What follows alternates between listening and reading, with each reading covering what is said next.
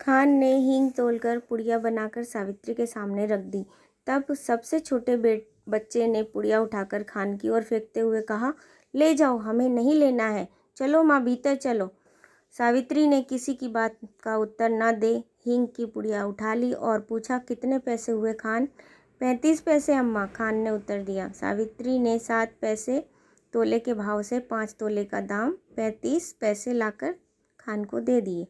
खान सलाम करके चला गया, पर बच्चों को माँ की यह बात अच्छी न लगी।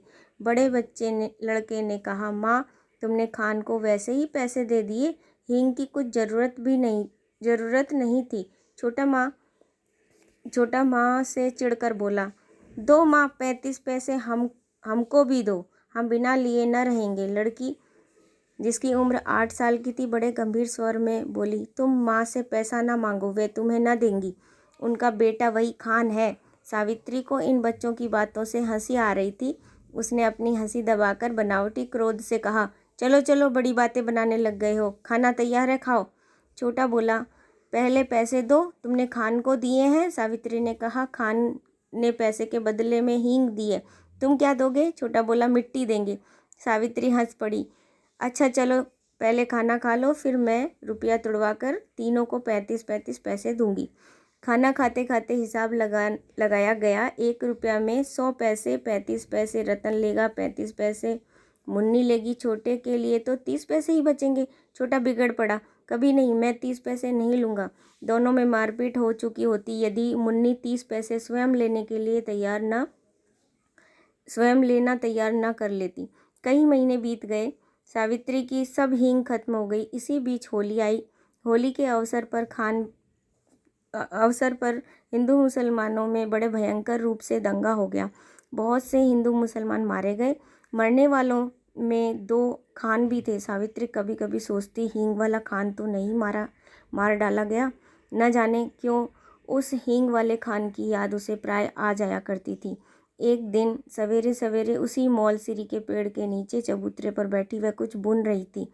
उसने सुना उसके पति किसी से कड़े स्वर में कह रहे हैं, क्या काम है? भीतर मत जाओ, यहाँ आओ। उत्तर मिला, हींग है, हेरा हींग। और खान तब तक आंगन में सावित्री के सामने पहुंच चुका था। खान को देखते ही सावित्री ने कहा, बहुत दिनों में आए खान, हींग तो कब की खत्म हो गई। खान बोला, देश को गया था अम्मा, परसों ही लौटा हूँ। सावित्री बोली, यहाँ तो हिंदू मुसलमानों में बहुत जोरों का दंगा हो गया। खान बोला, सुना समझ नहीं है लड़ने वालों में। सावित्री बोली, खान तुम यहाँ चले आए, तुम्हें डर नहीं लगा? दोनों कानों पर हाथ रखते हुए खान बोला, ऐसी बात मत करो अम्मा, बेटे को भी क्या माँ से डर हुआ है जो मुझे होता। इसके बाद ही उसने अपना डिब्बा खोला और एक छटाक हींग तोलकर सावित्री को दे दी।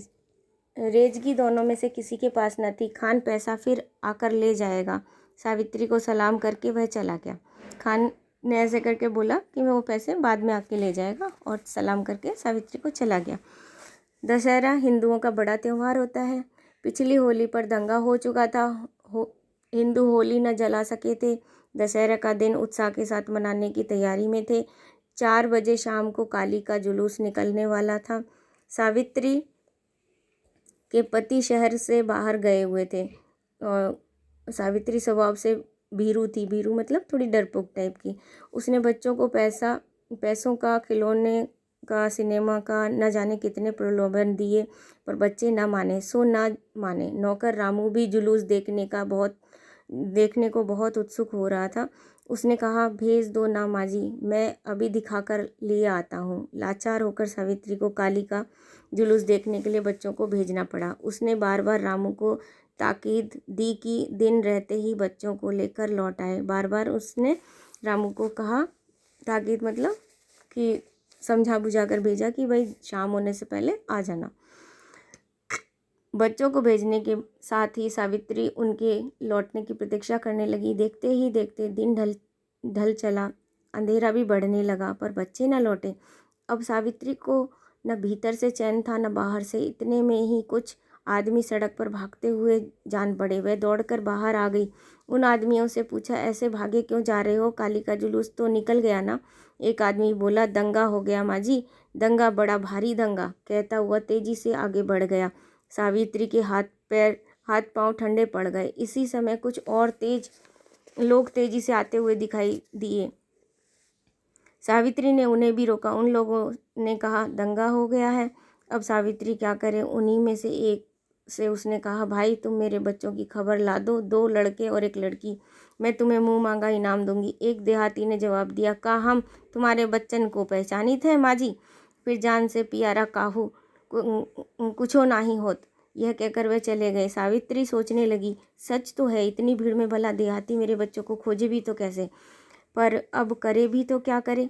उसे रह रहकर अपने पर क्रोध आ रहा था। आखिर उसने बच्चों को भेजा ही क्यों। वे तो बच्चे ठहरे, जिद तो करते ही हैं, पर भेजना उसके हाथ की बात थी। सावित्री पागल सी हो गई। बच्चों की मंगल कामना के लिए उसने सभी देवी देवताओं को मान डाले। शोरगुल बढ़कर शांत हो गया। रात के समय नीरवता बढ़ गई, पर बच्चे लौट कर ना आए। सावित्री उदास हो गई और फूट फूट कर रोने लगी। इसी समय उसे वही चिर परिचित स्वर सुनाई पड़ा, अम्मा। सावित्री दौड़कर बाहर आई। उसने देखा उसके तीनों बच्चे खान के साथ सकुशल लौट आए हैं।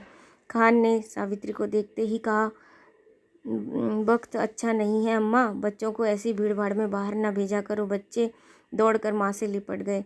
यह कहानी श्रीमती सुभद्रा कुमारी चौहान ने लिखी है और आप लोगों को इससे समझ में आ गया होगा कि कभी भी अपने माता पिता के अलावा कहीं बाहर मेले में या किसी भीड़ वगैरह की जगह पे नहीं जाना चाहिए अकेले में। अगर जाएं भी तो अपने माता पिता या किसी बड़ों के साथ में ही हाथ पकड़ के रहें, ताकि आप भीड़ में खो ना जाएं।